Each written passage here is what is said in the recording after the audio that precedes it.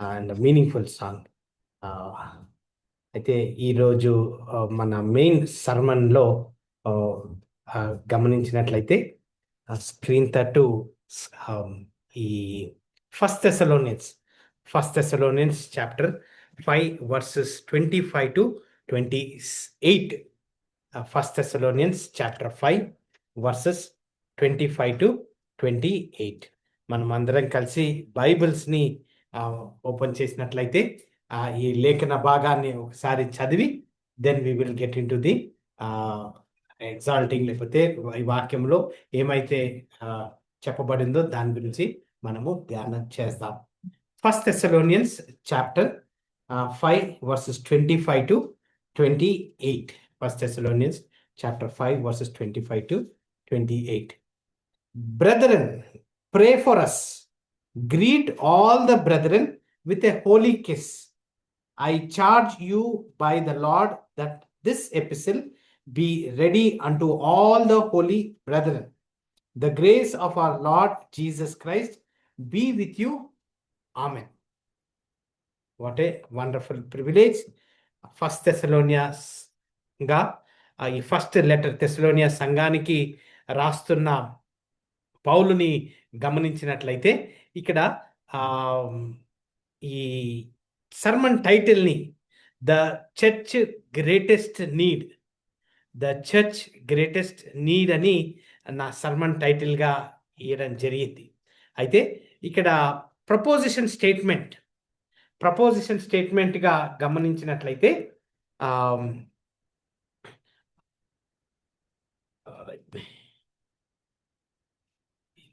every healthy church must continually depend upon 4 indispensable provisions from God and fellow believers. 4 essential good news Baptist assembly కన్నా లేకపోతే ఏ సంఘం కన్నా ఈ 4 essentials కంపల్సరీగా ఉండేదిగా ఈ సర్మన్ని నేను నేర్చుకొని ఉన్నాను. అయితే ఈ 4 పాయింట్స్ వర్స్ 25లో గమనించినట్లయితే every believer needs the support of prayer. Brethren, pray for us. This is one of the most important aspect in a church గా చూస్తున్నాం. తర్వాత 26th verseలో every believer needs the kind heartedness of a Christian affection. క్రైస్తవులంగా ప్రేమతో అన్యోన్యంగా ఎలాగైతే జీవించాలో ఇక్కడ మనము 26th verseలో గమనిస్తాం. 27th verseలో గమనించినట్లయితే every believer needs the supervision of God's word. వాక్యానుసారంగా అంచెలంచెలుగా ఎదుగుతూ మనము ఏ విధంగా ఎదగాలి అని పౌలు లేకపోతే థెసలోనియ సంఘానికి రాస్తున్నప్పుడు ఈరోజు ఈ 21st centuryలో మనకు ఏ విధంగా మాట్లాడుతుందో అనేది మనము ఈరోజు 27th verse నుంచి కూడా నేర్చుకోపోతున్నాం. అలాగనే 28th verseలో every believer needs the sufficiency of God's grace. యెహోవా నా కాపరి, నాకు లేమి కలగదు. సో ఇక్కడ గ్రేస్ గురించి, the grace of our Lord Jesus Christ be with you అనే దృక్పథంలో ఈ 28th verse మనము గమనిస్తున్నాం. ఈ 25, 26, 27, 28 వర్సెస్గా మనం గమనించేటప్పుడు లాస్ట్ వర్డ్స్ థెసలోనియా సంఘస్థులకి ఫస్ట్ థెసలోనియా లెటర్ పంపించినప్పుడు తిమోతి ద్వారా ఈ లెటర్కి వారి దగ్గరికి వెళ్ళినప్పుడు ఈ లెటర్ వారికి అందచేయాలి అని జైల్లో పౌలు అదేంటి లెటర్ని రాస్తూ ఒక లాస్ట్ వర్డ్స్గా, అంటే యేసుక్రీస్తు భూమిని నుంచి మరణించి పునరుద్ధానుడయి ఆరోహణం అయ్యేటప్పుడు అతను అన్న లాస్ట్ మాటలు మాథ్యూ చాప్టర్ 28 verses 18 to 20లో గమనించినట్లయితే I will be with you always to the ends of the world అని those are the great commission వర్డ్స్గా మనము గమనిస్తాం. సపోజ్ ఒక ఫ్రెండ్ని చాలా రోజుల తర్వాత కలిసి అతనికి మళ్ళా కలుస్తాను అని అన్నప్పుడు యూజువల్గా క్రైస్తవులంగా ఐఎమ్ ప్రేయింగ్ ఫర్ యూ అని అంటాం. అదే ఒక తల్లి పిల్లల్ని స్కూల్కి పంపిస్తున్నా లేకపోతే ఎక్కడికన్నా పంపిస్తున్నట్టయితే దెన్ బీ కేర్ఫుల్. ఏదన్నా ఊరికి వెళ్ళేటప్పుడు అదంటే ఆ మూమెంట్కి those would be the last వర్డ్స్గా మనం గమనిస్తున్నాం. అయితే ఈ లాస్ట్ వర్డ్స్ యూజువల్గా ఒక హృదయంగా, ఒక హృదయం నుంచి ఎక్స్ప్రెషన్గా మనము గమనిస్తాం. సో ఇదే ఒక లెటర్లో, లేకపోతే ఇప్పుడైతే అంత లెటర్స్ రాయట్లేదు, అంతా ఈమెయిల్ అయిపోయింది, లేకపోతే అంతా వాట్సాప్ అయిపోయింది. లాస్ట్లో మనం ఏం చేస్తామంటే రిగార్డ్స్, లేకపోతే గాడ్ బ్లెస్ యూ, లేకపోతే ఇన్ క్రైస్ట్ అని, లేకపోతే కొన్ని రిమార్క్స్ మనము రాస్తాం సిన్సియర్లీ అని లెటర్ని ఎండ్ చేయడం మనము చూస్తాం. సో ఆ విధంగా తెస్సలోనియ సంఘస్థులకి 5th వర్స్లో లాస్ట్గా ఫైనల్ గ్రీటింగ్స్ అండ్ బెనడిక్షన్గా పౌలు రాస్తున్నట్టుగా ఇక్కడ చూస్తున్నాం. అయితే ఒక చిన్న ఇలస్ట్రేషన్ తోటి ఈ 25th వర్స్ బై వర్స్గా నేను తీసుకొని వెళ్ళాలనేసి ఉన్నాను.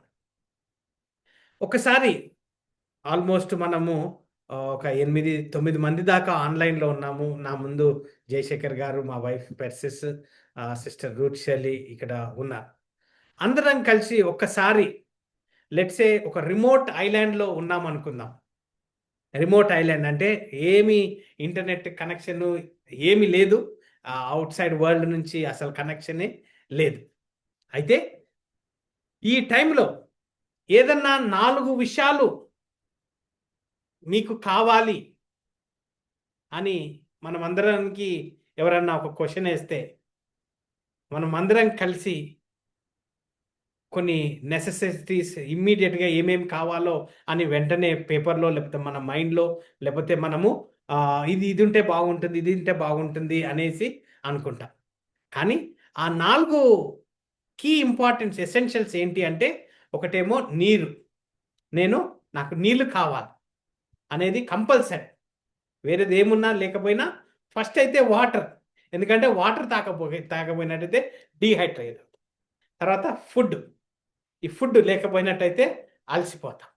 తర్వాత షెల్టర్, అంటే వాన లేకపోతే ఎండ నుంచి అదేంటి షెల్టర్ అనేది కంపల్సరీగా ఉంటుంది. తర్వాత మమ్మల్ని రెస్క్యూ చేయాలి, ఇక్కడి నుంచి మళ్ళా మా ఇంటికి వెళ్ళిపోవడానికి, రెస్క్యూ చేయడానికి అనేది కంపల్సరీగా మనము అడుగుతాం. సో ఈ విధంగా గమనించినట్లయితే మిగతా అన్ని వేరే ఏవి థాట్స్ వచ్చినా, ఏ ఐడియాస్ వచ్చినా, ఎసెన్షియల్స్ దీని మీద ఎవరు ఆర్గ్యూ చేయరు. ఇది ఉంటే చాలు మనం బతికి బయటపడతాము అనేసి అంటారు.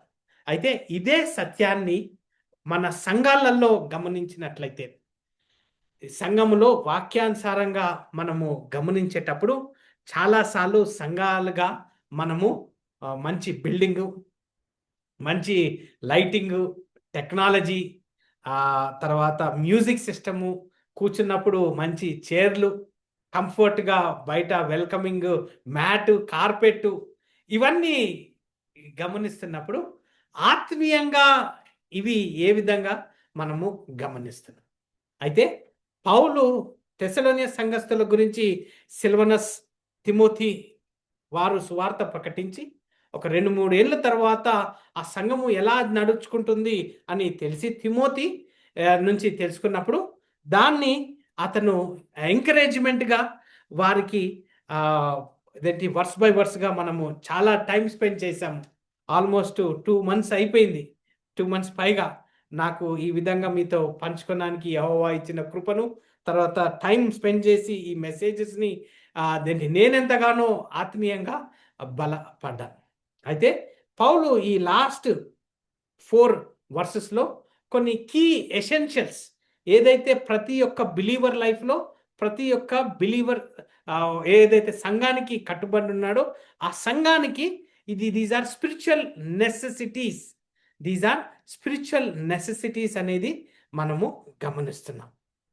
అయితే ఇక్కడ బ్రదరన్ అని స్టార్ట్ చేయడం మనము గమనిస్తాం. బ్రదరన్ అనేది చూసినట్లయితే ఇక్కడ ఎంఫాటిక్గా, లేదంటే ఇది ఒక పర్పస్ఫుల్గా అక్కడ మాట్లాడుతున్నట్టుగా మనము గమనిస్తాం. బ్రదరన్ అని అంటే యూజువల్గా బిలీవర్స్ని బ్రదరన్ అని పిలవడం మనం గమనిస్తాం. అంటే ఫెలో క్రిస్టియన్స్, ఫెలో బిలీవర్స్ని బ్రెదరన్ అని అక్కడ మనం గమనిస్తున్నాం. అయితే ఇక్కడ బ్రెదరన్ ప్రే ప్రే ఫర్ అస్ అని పౌలు తిమోతి తెస్సలోనియ సంఘానికి వేడుకుంటున్నట్టుగా మనం గమనిస్తాం. ఈ గ్రామర్గా గమనించినట్లయితే ప్రే అనేది ప్రజెంట్ టెన్స్ అంటే కంటిన్యూస్ అనే దృక్పథములో అది గ్రీక్ ఎంఫసిస్లో గమనించినట్లయితే ప్రే అంటే ఇట్ ఈస్ ఏ ప్రాక్టీస్గా లేకపోతే ఒక హ్యాబిట్గా కంటిన్యూస్గా ప్రార్థించమని అతను కోరుకున్నట్టుగా మనం గమనిస్తాం. ప్రే ఫర్ అస్ అంటే పౌలు కోసము, సిల్వనస్ కోసము, లేకపోతే సైలస్ అని పిలుస్తారు, లేకపోతే తిమోతి కోసము ప్రార్థించమని ఇక్కడ 25th వర్స్లో అక్కడ చెప్పబడుతున్నట్టుగా మనం గమనిస్తున్నాం. గమనించాలి, పౌలు అదేంటి ఫస్ట్ థెస్సలోనియన్స్ ఎలాగా స్టార్ట్ చేశాడో, ఫస్ట్ థెస్సలోనియన్స్ చాప్టర్ 1 verse 1లో Paul and Silvanus and Timothy unto the church of Thessalonians, which is in God the Father and in the Lord Jesus Christ, grace be unto you and peace from our Lord, from God our Father and the Lord Jesus Christ. We give thanks to God always for you all, making mention of you in our prayers. Greetings ఎలా రాస్తున్నాడో ప్రార్థన పూర్వకంగా యేసుక్రీస్తు యొక్క కృపను, త్రిత్వం ఎంఫసిస్లో తండ్రి నుంచి ఆత్మ ద్వారా యేసుక్రీస్తు ద్వారా అతని కృపను మనం ఎలాగైతే పొంది ఉన్నామో అదే విధంగా అతను లెటర్ని క్లోజ్ చేస్తున్నట్టుగా అక్కడ గమనిస్తున్నాం. అయితే మీరు అనొచ్చు, పౌలు అపోస్తులు కదా, పౌలుకి ప్రార్థన అవసరమా? పౌల్ని గమనించినట్లయితే అతను is a chosen person by God. అదేంటి, అతనికి ఇంకా ప్రార్థన కంపల్సరీగా ఎందుకు? తెస్సలోనియ సంఘానికి అతను వెళ్ళి సువార్త ప్రకటించి అదేంటి అతను ఆత్మీయ తండ్రిలాగా వారికి ఉన్నప్పుడు అతనికి ప్రార్థన అవసరమా అనేది గమనించినట్లయితే అబ్సల్యూట్లీ పౌలుకి ఆ ప్రార్థన అవసరం. పౌలును జీవితాన్ని మనము గమనించినట్లయితే పౌలు ఎక్కడికి వెళ్ళినా అతని లెటర్లలో ప్రార్థిస్తున్నాను, నా గురించి ప్రార్థించండి అని అడిగినట్టుగా మనం గమనిస్తున్నాం. Yes, even though he's an apostle, he's a chosen by God and he's అదంటే అతని మినిస్ట్రీ లెటర్స్ రాస్తున్నప్పుడు అతన్ని ప్రార్థన ద్వారా అతను అంచెలంచెలుగా ఎదిగినట్టుగా మనము గమనిస్తాము. యేసుక్రీస్తు గమనించినట్లయితే he was the only person who was not suppose to have any prayer. Garden of గెత్సెమనీలో గమనించినట్లయితే మాథ్యూ చాప్టర్ 26 verse 40లో గమనించినట్లయితే ఎప్పుడైతే ఆ శిష్యుని అక్కడికి వెళ్ళి అతను పోయి ప్రార్థన చేసుకొని మళ్ళా తిరిగి వచ్చినప్పుడు వారు నిద్రపోతుంటే, అయితే పేతురుతో ఏమంటాడు, what could he not watch with me 1 hour? 1 గంట కోసం నాతో పాటు ఏకీభవించి ప్రార్థించలేకపోయారా అని వారితో అడిగినట్టుగా మనం గమనిస్తాం. ఇదే 41st verse ఏమంటాడంటే, pray and watch and pray that he enter not in to temptation, the spirit indeed is willing but the flesh is week. మనం శరీరంలో ఉన్నాం కాబట్టి ద ఫ్లెష్ ఈజ్ వీక్. కంటిన్యూస్గా మనల్ని ఈ లోక పాప స్థితిగతులకి కంటిన్యూస్గా మనల్ని ఆ విధంగా తీసుకొని వెళ్తుంది. కాబట్టి yes, we need to pray. So మీరు ఏదంటే ఇందాకనే మనం చాలా టైం స్పెండ్ చేసాము, ఆరాధనలో చాలా టైం స్పెండ్ చేసాము, తర్వాత ఒకరికొకరికి ప్రార్థించుకోవడము, తర్వాత సంఘాని కోసము, బైబిల్ కాలేజ్ కోసము, అదేంటి ప్రొఫెసర్స్ కోసము, బైబిల్ స్టూడెంట్స్ కోసము, వారి ఫ్యామిలీస్ గురించి కూడా మనము ప్రార్థించాము. మీ ప్రార్థన వల్ల, దేవుని కృప వల్ల ఈ ఫస్ట్ థెస్సలోనియన్స్ తెలుగు వచ్చి రాకపోయినా కానీ వీ వుడ్ ఏబుల్ టు అదేంటి లాస్ట్ లెటర్ లాగా మనము ఇక్కడ దాకా మనము చూసి ఉన్నాం. అయితే ఒకసారి ఎఫిషియన్స్ చాప్టర్ 6 verses 18 to 20 పౌలు ఎఫీసీ సంఘానికి ఏ విధంగా ప్రార్థన విషయము రాస్తున్నాడో మీ ముందు తీసుకురావాలనేసి ఉన్నాను. ఎఫిషియన్స్ చాప్టర్ 6 verses 18 to 20 ఎవరన్నా తెలుగులో చదివినట్లయితే, ఎఫిషియన్స్ చాప్టర్ 6 verses 18 to 20. ఆత్మ వలన ప్రతి సమయమందును ప్రతి విధమైన ప్రార్థన విజ్ఞాపన చేయుచు ఆ విషయమై సమస్త పరిశుద్ధుల నిమిత్తమును పూర్ణమైన పట్టుదలతో విజ్ఞాపన చేయుచు మెలకువగా ఉండుడి. మరియు నేను దేని నిమిత్తము రాయబారినై సంకెళ్లతో ఉన్నాను, ఆ సువార్త మర్మమును ధైర్యముగా తెలియజేయుటకు నేను మాటలాడ నోరు తెరిచినప్పుడు దానిని గూర్చి నేను మాటలాడవలసినట్టుగా ధైర్యముతో మాట్లాడుటకై వాక్చాతుర్యము నాకు అనుగ్రహింపబడినట్లు నా నిమిత్తం పూర్ణమైన పట్టుదలతో విజ్ఞాపనం చేయుచు మెలకువగా ఉండుడి. ఆమేన్. సో ఇక్కడ పౌలు ప్రార్థించమని అడుగుతున్నప్పుడు ఎఫెసీ సంఘములో అతను 19వ వచనంలో గమనించినట్లయితే God would give him the words to say. God would give him the words to say అనేది అక్కడ 19th వర్స్లో మనం గమనిస్తాం. తర్వాత ఈ 19th లాస్ట్ పార్ట్లో 20th వర్స్లో గమనించినట్లయితే బోల్డ్నెస్ టు స్పీక్ అనేది అక్కడ గమనిస్తున్నాం. ఇదే కొలోసియన్స్ చాప్టర్ 4 వర్స్ 3 to 4లో కూడా చదివినట్లయితే ఆ కొలసి సంఘానికి కూడా పౌలు ఏ విధంగా అతని ప్రార్థన కోసము కొలోసియన్స్ చాప్టర్ 4 వర్సెస్ 3 and 4ని చూసినట్లయితే కొలోసియన్స్ చాప్టర్ 4 వర్సెస్ 3 and 4.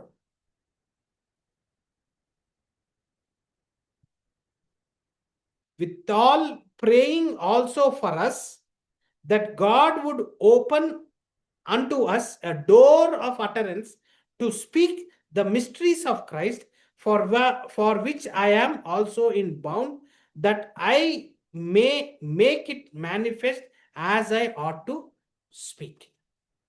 సో అక్కడ పౌలుకి మాట్లాడడానికి వాక్యాన్ని అనర్గళంగా అతను మాట్లాడినప్పుడు అది ధైర్యంగా మాట్లాడడానికి, తర్వాత అతను ఈ లెటర్ రూపంలో అన్నా లేకపోతే అతని సువార్త పరిచర్యలో అతని 4 మిషనరీస్ జర్నీస్లో ఎక్కడికి వెళ్ళినా క్లియర్గా ఓపెన్ డోర్స్ తోటి అతను అదేంటి ఈ 4 మిషనరీ జర్నీస్లలో అతను ఎక్కడికి వెళ్ళినా క్లియర్గా అర్థమయ్యేటట్టు వారు అదేంటి అంగీకరించి వారు రక్షణ నిమిత్తమై ఇంకా ఎక్కువగా అంటే 1 కొరింథియన్స్ చాప్టర్ 2 వర్సెస్ 1 to 5లో గమనించినట్లయితే అక్కడ clarity in speaking, clarity clear understanding అనేది 1 కొరింథియన్స్ చాప్టర్ 2 వర్సెస్ 1 to 5లో కూడా రాయబడినట్టుగా మనము గమనిస్తాం కొరింథీ సంఘస్థులకి. అయితే ఇదే 1 తిమోతి చాప్టర్ 4 వర్స్ 16లో గమనించినట్లయితే 1 తిమోతి చాప్టర్ 4 వర్స్ 16లో take heed unto thyself and unto the doctrine, continue in them, for in doing this thou shalt both save thyself and them that hear thee. So as a పాస్టర్గా ఇదేంటి నేను ఎప్పుడైతే వాక్యానుసారంగా వాక్యానుసారంగా నేను నేర్చుకుంటూ ఈ విధంగా మీ దగ్గర పరిచర్య చేయడానికి దేవుని కృప అనుగ్రహింపబడినప్పుడు నన్ను నేనే కాపాడుకోకుండా మిమ్మల్ని కూడా కాపాడుతుంటున్నట్టుగా that is what we see. So ఇక్కడ పౌలు యొక్క జీవితంలో ప్రార్థన ఎంతగానో అతని మినిస్ట్రీలో ఎంతగానో అది అతనికి హెల్ప్ఫుల్గా అయినట్టుగా మనము గమనిస్తున్నాం. అయితే నెక్స్ట్ ఎంఫసిస్లో చూసినట్లయితే 1 Thessalonians చాప్టర్ 5 వర్సెస్ 26 వర్స్ని మనము చూస్తాం. 26th వర్స్, గ్రీట్ ఆల్ అనేది అక్కడ మనం గమనిస్తున్నాం. గ్రీట్ ఆల్, ఆల్మోస్ట్ ఈ ఆల్ అని చాలా సార్లు వాడబడినట్టుగా మనం చూస్తాం. గ్రీటింగ్స్ ఇస్తూ ఆల్, అందరికీ అనేది ఇది ఓన్లీ ఒక్కరికి కాకుండా ఆల్ అంటే ఈ 1st century టైంలో ఎప్పుడైతే ఈ పౌలు లెటర్ రాస్తాడో ఆ తిమోతి ద్వారా ఆ లెటరు తెస్సలోనియ సంఘానికి తీసుకొని వెళ్ళినప్పుడు సినగాగ్స్లో వారు కూర్చొని పెద్దగా చదివేవారు. అయితే ఈ గ్రీటింగ్స్ అందరికీ ఒక్కరికే కాదు.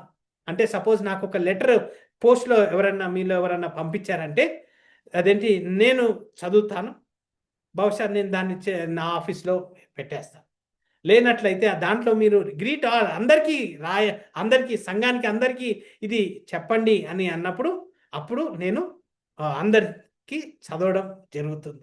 కొన్నిసార్లు లెటర్ పెద్దగా ఉంది కాబట్టి కొన్ని నాకు ఏమి కావాలో ఆ విధంగానే నేను చదువుకుంటాను. కానీ నేను ఎప్పుడైతే పెద్దగా గంభీరంగా సంఘంలో చదివినప్పుడు అందరికీ వినపెట్టేటట్టుగా ఒక్క వర్డ్ కూడా మిస్ కాకుండా వారికి చదవడానికి అదేంటి that is what the instance లేతే that is what he is telling us. Greet all the brother with a holy kiss. With a holy kiss అంటే ఒక ఫ్రెండ్లీ వెల్కమ్గా అందరికీ నా నుంచి ఒక గ్రీటింగ్స్ ఇవ్వమని, తర్వాత అక్కడ కిస్ అనే హోలీ కిస్ అనే పదాన్ని వాడబడ్డం మనం గమనిస్తాం. లూక్ చాప్టర్ 7 వర్సెస్ 45ని చూసినా, లేకపోతే 22nd chapter 48th verse Luke గ్రంథంలో చూసినా, లేకపోతే రోమన్స్ చాప్టర్ 16 వర్స్ 16ని చూసినా, లేకపోతే 1 Corinthians 16th చాప్టర్ 20th వర్స్లో మనం చదివినా, జూయిష్ కల్చర్ పరంగా వారు అదేంటి ఒకరినొకరిని కలిసినప్పుడు ఆత్మీయంగా ముద్దు పెట్టుకునేవారు.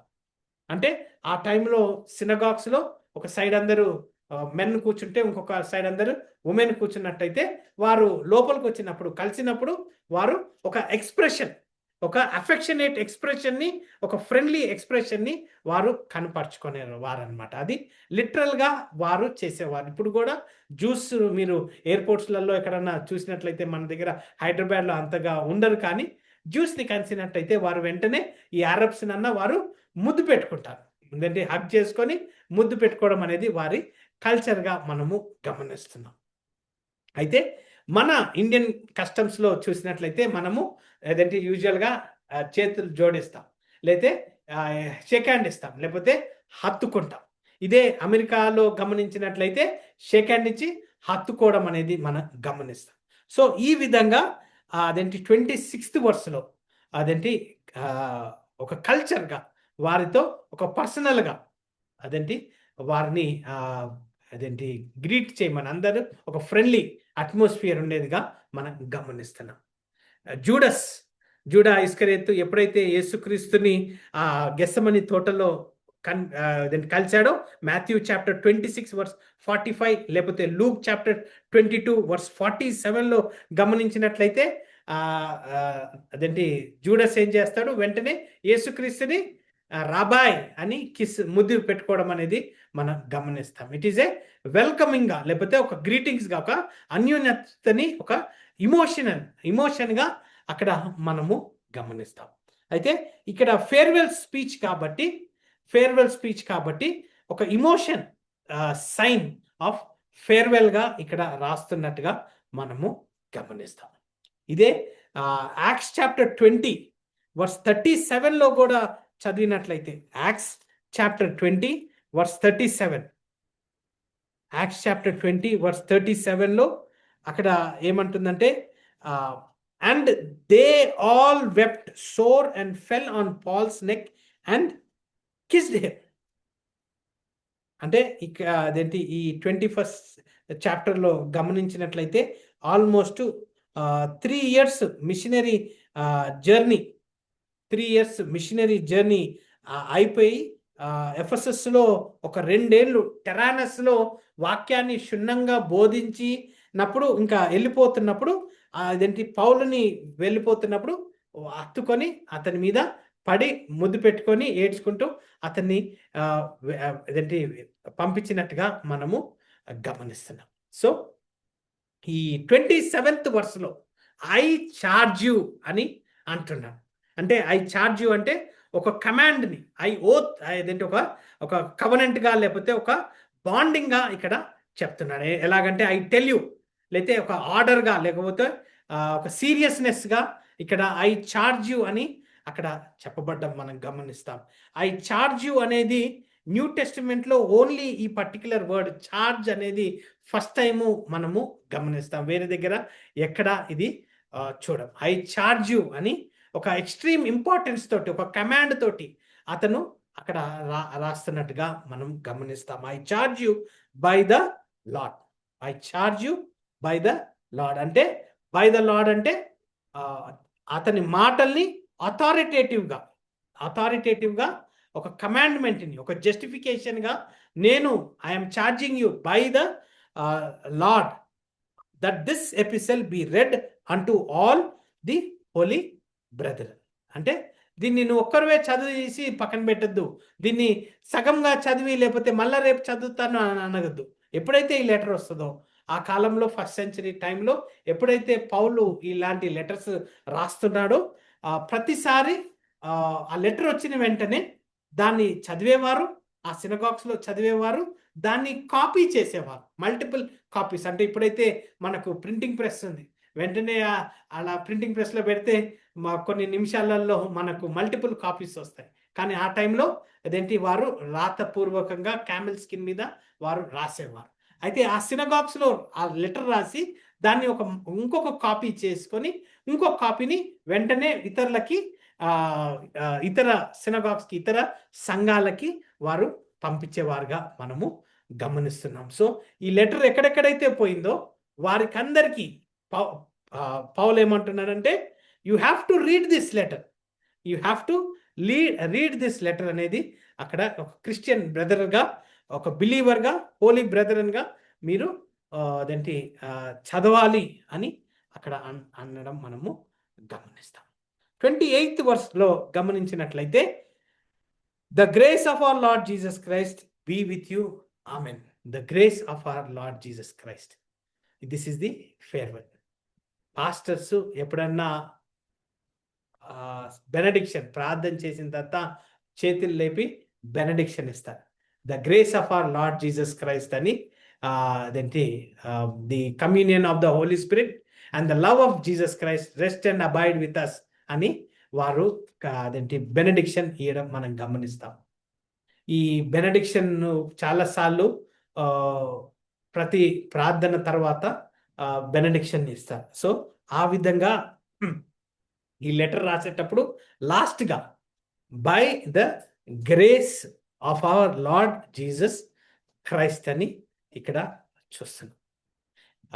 ఇదే యాక్ట్స్ చాప్టర్ 15 వర్స్ 29లో ఏ విధంగా పౌలు రాస్తున్నాడో ఒక్కసారి చదివినట్లయితే, Acts chapter 15 verse 29, Acts chapter 15 verse 29లో, that he absent from meat offered to idols and from blood and from things strained and from fornication, from which he keep yourself, he shall do well, fare he well అని రాస్తున్నాడు. Fair he well అని acts అదేంటి ఈ టైంలో second machinery జర్నీలో పౌలు అదేంటి ఈ ఎఫెసీ సంఘానికి లేకపోతే ఈ జెరూసలేం కౌన్సిల్కి అక్కడి నుంచి బయలుదేరుతున్నప్పుడు ఫేర్వెల్గా రాస్తున్నాడు. అదే తెస్సలోనియ సంఘానికి అయితే అదేంటి హీఈస్ ఒక ఫోకస్డ్గా అదేంటి అతను ఇంకా అదేంటి greetings by the grace of God అని, అక్కడేమో డాక్ట్రినల్గా ఇస్తున్నాడు, ఇక్కడేమో యెహోవా కృప ద్వారా అనేది మనం గమనిస్తున్నాం. ఇందాక already first Thessalonians chapter 1 verses 1 and 2లో grace of our Lord Jesus Christ, ఇక్కడ కూడా గ్రేస్ ఆఫ్ జీసస్ క్రైస్ట్ అని ఇక్కడ అలాగనే క్లోజ్ చేయడం మనము గమనిస్తాం. Grace of our Lord Jesus Christ అంటే బేసికలీ పౌల్ లెటర్ ఎలాగా స్టార్ట్ అవుతుందో ఎలాగ ఎండ్ అవుతుందో అంటే, కృప, యెహోవా కృప, this is the Alpha the Omega, this is the Alpha the Omega. ప్రతి లెటర్లో గమనించినట్లయితే కొలోషియన్స్ చాప్టర్ 4 వర్స్ 18ని చదివినా, ఫస్ట్ తిమోతి చాప్టర్ 6 వర్స్ 20ని చదివినా, లేకపోతే సెకండ్ తిమోతి చాప్టర్ 4 వర్స్ 22 చదివినా, గ్రేస్ బీ విత్ యూ అని అతను ఆ విధంగా ఆ లెటర్ని క్లోజ్ చేస్తున్నట్టుగా మనం గమనిస్తున్నాం. అయితే యెహోవా గ్రేస్ ఎలాగా వస్తుంది అనేది మనం గమనించినట్లయితే, త్రిత్వంగా ట్రినిటేరియన్ పర్స్పెక్టివ్లో తండ్రి అతని కుమారుని ద్వారా మనకు అతని కృపను మనల్ని అంగీకరిస్తారు. అతని గ్రేస్ ది హోలీ స్పిరిట్ మనకు అఫ్ కోర్స్ మనకు కంటిన్యూస్గా తాను పనిని చేస్తున్నప్పుడు ప్రతి blessings are given through the second person of Trinity అనేది మనము గమనిస్తున్నాం. So believer Paul is writing to believers who have already experience the saving grace of our Lord Jesus Christ. First చాప్టర్లో వారు ఓన్లీ ఒక 2 వారాలు మినిస్ట్రీ పొందినప్పుడు వారు రక్షణ పొంది అంచెలంచెలుగా వారు ఎదుగుతున్నప్పుడు అదేంటి 2 years తర్వాత మళ్ళా వారిని ఒక ఎంకరేజ్మెంట్గా ఫస్ట్ థెస్సలోనియన్స్గా ఒక లెటర్ వెళ్తున్నప్పుడు వారిని గాడ్స్ గ్రేస్ ద్వారా మీరు ఎలాగైతే ఎదిగారో అదే గ్రేస్ తోటి మీరు కంటిన్యూ అవ్వండి అని అక్కడ చెప్తున్నట్టుగా మనం గమనిస్తాం. ఒకసారి Philippians chapter 2 verses 12 to 13, Philippians chapter 2 verses 12 to 13 ఒకసారి చదువుదాం. Philippians chapter 2 verses 12 to 13.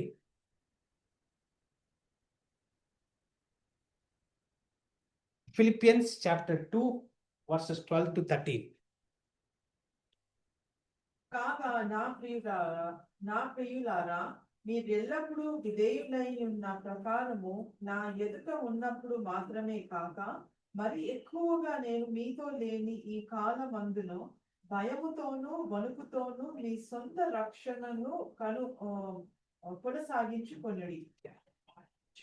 అయితే ఈ 12th verse 13th verse గమనించినట్లయితే యెహోవా కృప మనకు రక్షణలో ఎంతైతే అవసరం ఉందో రక్షణ పొందిన మనము దినదినము అతని కృప ఎవ్రీ మూమెంట్ మన గుండె ఎలాగైతే కొట్టుకుంటుందో ప్రతి మూమెంట్ ఆ బీట్ ఎలాగైతే రక్తము నా హృదయమంతా పారుతుందో నా ఒంటి నిండా ఎలాగైతే ఆ రక్తం పారుతూ నన్ను యాక్టివ్గా చేస్తుందో దేవుని కృప లేనట్టయితే మనము అఫ్ కోర్స్ ఫిజికల్ లైఫ్ లేకపోతే ఆత్మీయ జీవితంలో అంచెలంచెలుగా ఎదుగుతున్నప్పుడు ఆత్మీయంగా is what we need God's grace. So external life is not only the God's gift but అదేంటి ఏదైతే ఆత్మీయంగా ఉందో దట్ ఈజ్ ఆల్సో బ్లెస్సెడ్ అనేది మనము గమనిస్తున్నాం. ప్రతి ఒక్కరము we need grace of God every day we need God's grace.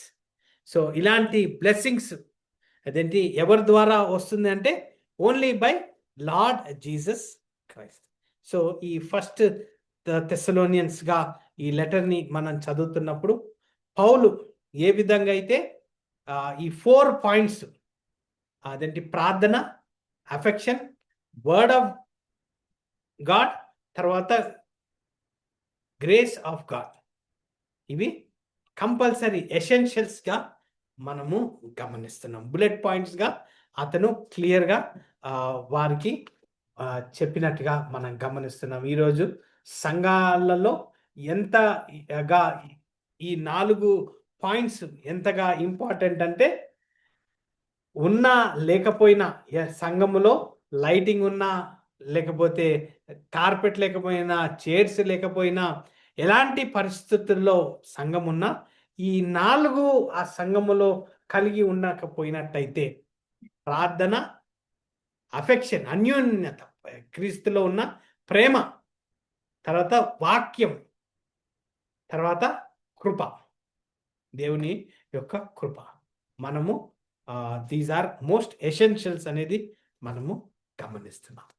So next Sunday we will దేవుని చిత్తం అయితే 2nd Thessalonians మీద మనము అదేంటి కంటిన్యూ చేద్దాం.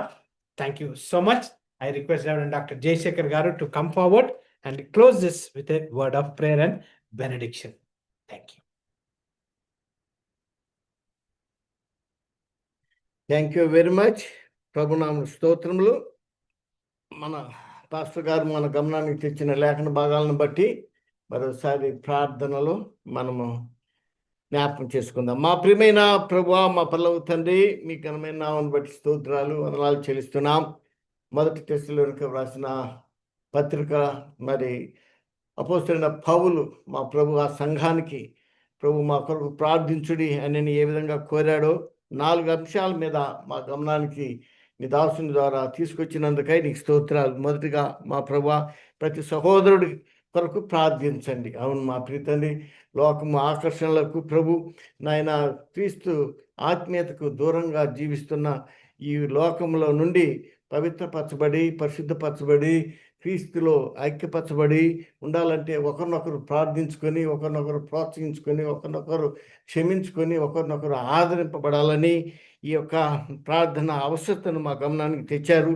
అలాగే కూడా ఒకరి ఏళ్ళ ఒకరు ప్రభు మరి మంచి మనస్తత్వం కలిగి ఉండాలని ప్రభు మరి ఆత్మీయ నా తండ్రి మరి ఎదుగుదల ప్రతి ఒక్కరు కూడా మరి కలిగి ఉండాలంటే తమను తాము అనుదినము నేను ఆత్మీయ జీవిత విషయంలో పరిశీలన పరీక్షలు ఎంతో అవసరమని మా గమనానికి తెచ్చారు. అలాగనే కూడా ప్రభువైన యేసుక్రీస్తు వారి యొక్క కృప మరి దయ కనికరము ఇవి మెండుగా ఉండాలని మరి అపోస్తలుడైన పౌలు తెస్సలోనిక సంఘానికి రాస్తూ అంత మాత్రమే కాకుండా ఫిలిప్పి సంఘానికి, కొలస్సీ సంఘానికి, ఎఫెసీ సంఘానికి కూడా ఓదార్పును ఆదరణను క్షేమాభివృద్ధి కొరకు సంఘాలు ఉండాలని ఆ పరిశుద్ధులు పరిపూర్ణులు కావాలన్నటువంటి విషయాలు మా గమనానికి తెచ్చారు. అందుకు స్తోత్రములు. కనుక ఈ విధంగా ప్రతి విశ్వాసి పరిపూర్ణంగా కావాలన్నట్లయితే ఈ must have a bond again experience ఉండాలని కూడా ప్రభువా మా కొరకు ప్రార్థించుడే అని ఆయన చెప్పిన మాటల యొక్క భావన సంఘాలు క్షేమాభివృద్ధి చెందాలంటే ఐక్యత కలిగి ఉండాలి, ఒకరినొకరు క్షమించుకోవాలి, ఒకరినొకరు అన్యోన్యత కలిగి ఉండాలని, ప్రోత్సాహం కలిగి ఉండాలని, ఆదరించబడాలని, స్వార్థపరులు కాక నిస్వార్థపరులుగా ఉండాలన్న సంఘాభివృద్ధిలో ప్రభు మమ్మల్ని అందరినీ కూడా చేర్చి ఒకరికొకరు ప్రార్థించుకొని, ఒకరినొకరు ఆదరించుకొని, ఒకరినొకరు బలపరుచుకోవాలని ఈ యొక్క అంశాలు మా గమనానికి తెచ్చినందుకే వందనాలు. ఈ వాక్య నాయన మరి సత్యాలను ఒకరినొకరు ఆత్మీయంగా దేవుని కృపలో ఎదగాలని కూడా నాయన మమ్మల్ని బలపరిచినందుకే స్తోత్రాలు. ఈ విధంగా ప్రభు ఆన్లైన్లో ఉన్నవారు, ఆఫ్లైన్లో ఉన్నవారితో దైవవాక్యము మనతో మాట్లాడి ఉంటుండగా ఆ వాక్య ప్రకారం మళ్ళీ మనము అన్వయించుకొని ఎగ్జామినేషన్ పరీక్షించుకొని క్రీస్తు యేసు కృపలో నాయన ఎదుగుటకు దేవుడు మనకు సహాయం చేయను కాకని ప్రభు వారు చెప్పిన ప్రతి మాటను మన మనసులో, హృదయంలో, తలంపుల్లో ఉంచుకొని ప్రభు కార్యబుద్ధిలో ముందుకు కొనసాగుదాం. దేవునికి స్తోత్రాలు. ఆ విధంగా మనల్ని నిరంతరము కాపాడుతున్న దేవునికి స్తుతులు చెల్లిస్తూ ఈ కొద్ది ప్రభుని రక్షకుడైన యేసు ప్రభు వారి దివ్యనామమున ప్రార్థించి వేడుకుంటున్నాము తండ్రి.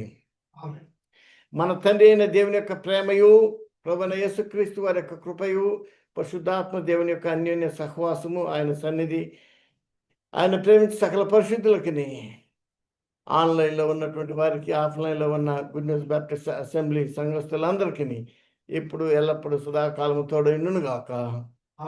ఆమేన్.